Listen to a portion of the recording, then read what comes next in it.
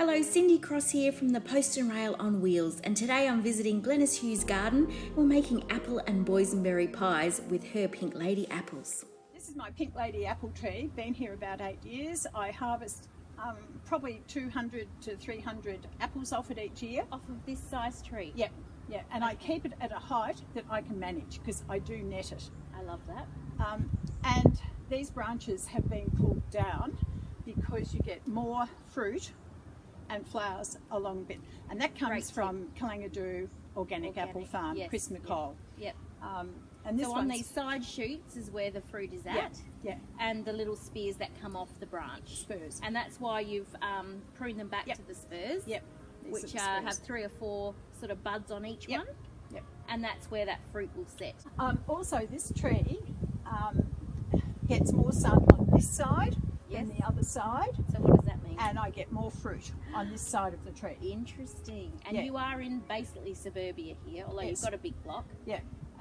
So you have got other buildings, you have got, you know, and you're on a bit of a hill. So, and you've got silver birch right there. Yes. So you're still managing to get 200 or 300 fruit off of this tree. Look at the size of this tree. It's not humongous. No. But it's very productive, and I can see all of the side shoots that you've managed to get. And it's really important is to get it branching out low and keeping it there. So thanks very much for that tip.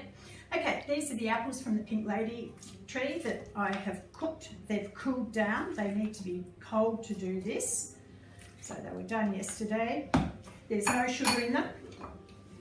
And these are some of the boysenberries. Now you can see I have thickened them. I'm just going to mix them together so they go in the pie maker. This is a really quick way to make a few pies. If you want to make 100, you probably do them in the oven. But that's really good. So there's no sugar in there yet?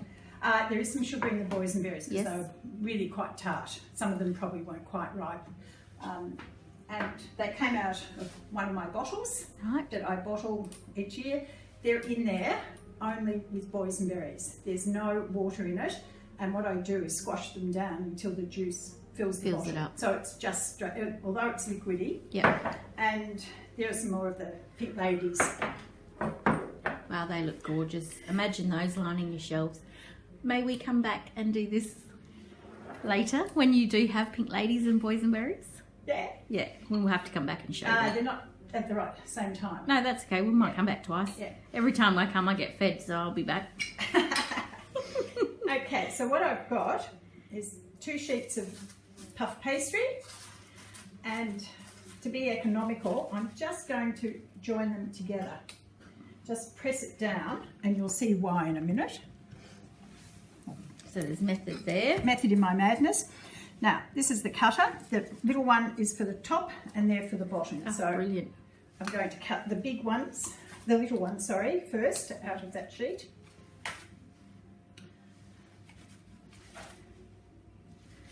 So suffice to say, you've probably made a few of these, and this is how you've worked out your rhythm for it. Yeah. So that where there's not much wastage. If I'm making a lot, I join 4 sheets together. Goodness. And I can make 16 pies at a after time. 4 sheets. Yeah. But it's joined there, and I always put the join on the bottom so you don't see it when it's made.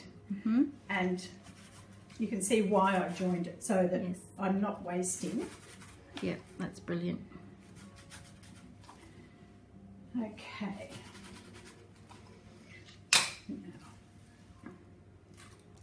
So do you have to spray the base of this? It's non-stick? No. Just push them in. And what I use is my little coffee pusher. Oh, what a good idea! And it pushes them in. Ah, that's brilliant. So the pie maker's cold. Oh, it's cold at the moment. Yeah, it's cold. You don't have to preheat it. That's interesting. No. Well, you can, but they start to melt as soon as you put them in. Okay, because it's quite high temperature. And I do, once I start making a few, it's still, I turn it off, but it's still warm when I put it in. But by pushing it down like that. Oh, that coffee tamp is a brilliant idea. Yeah, it's great. So you can see the joins are on the bottom, and it's going to look pretty on the top. So we've got the bases in. Yep. Next comes the filling. Yep. And it needs to be sort of pushed up in the middle. Right, mounted. So that it cooks on the top pastry when the lid goes down. Oh, okay. So it needs to be a bit 3D, not just level with the... Okay. I can see how you pump a few of these out pretty quickly. Yep. Do you use egg wash or anything like that, or it doesn't need it? Oh, wow. Doesn't need it. You can. It's one less step. I like it. You could put a butter wash, a milk wash, or an egg wash. Yep. Now, I put the tops on. I like to press it all the way around. Yes. No leakage, we hope. It won't leak for us. We're filming it, so of course stuff will go wrong. Murphy's Law. Doesn't matter. It still tastes the same. So that I know what I've put in the freezer, I code them and I just stick either a triangle, a flower or something on the top, like so. And because these are not super sweet and because I like crunch, I do sprinkle with just a little bit of raw sugar on the top. Yep. Not much. Okay. But they're not super sweet because you shouldn't eat the sugar.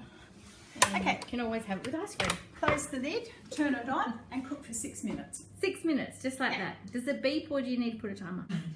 Hey Google, can I have a 6-minute timer please? 6 minutes. Starting now.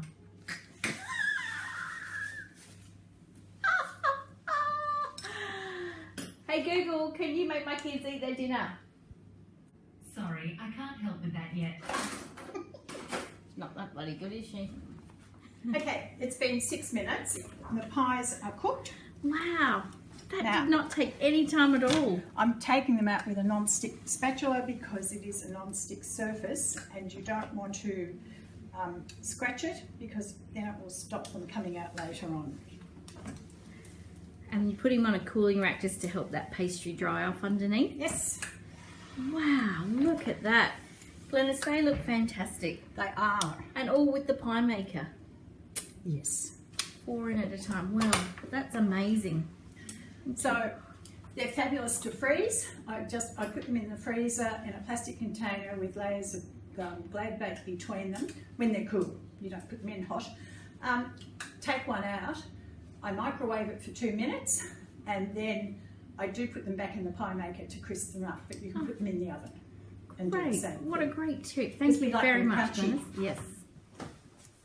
Glenys, you're a treasure. You are. Thank you for showing us that. Now let's eat it.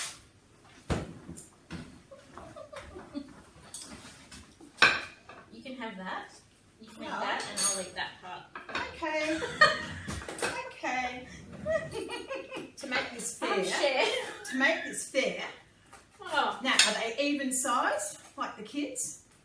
Well, the cutter doesn't choose the half. Oh, That's the rule. okay. So whoever cuts it, the other person chooses. Don't you know that rule? That's No. the fair rule. But I thought we'd show it like If not, that, so that you can see it inside. that's beautiful. I also make these with custard inside on Oh. top of the fruit. Stop it. And I freeze those and the custard's okay when it's been frozen. You know, I love that saying, the proof of the pudding. Quick. I need to ask for 2. So I'm greedy. Mm. Mmm. I just love boysenberries. We always went blackberry as children in the Dandenong Ranges.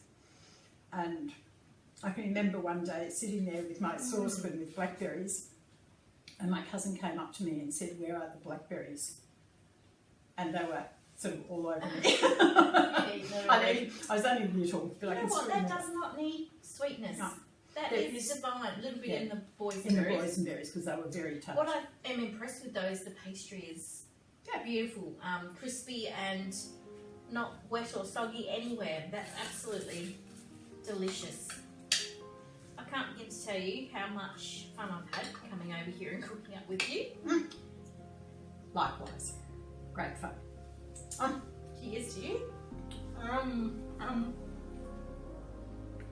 To good food and good friends.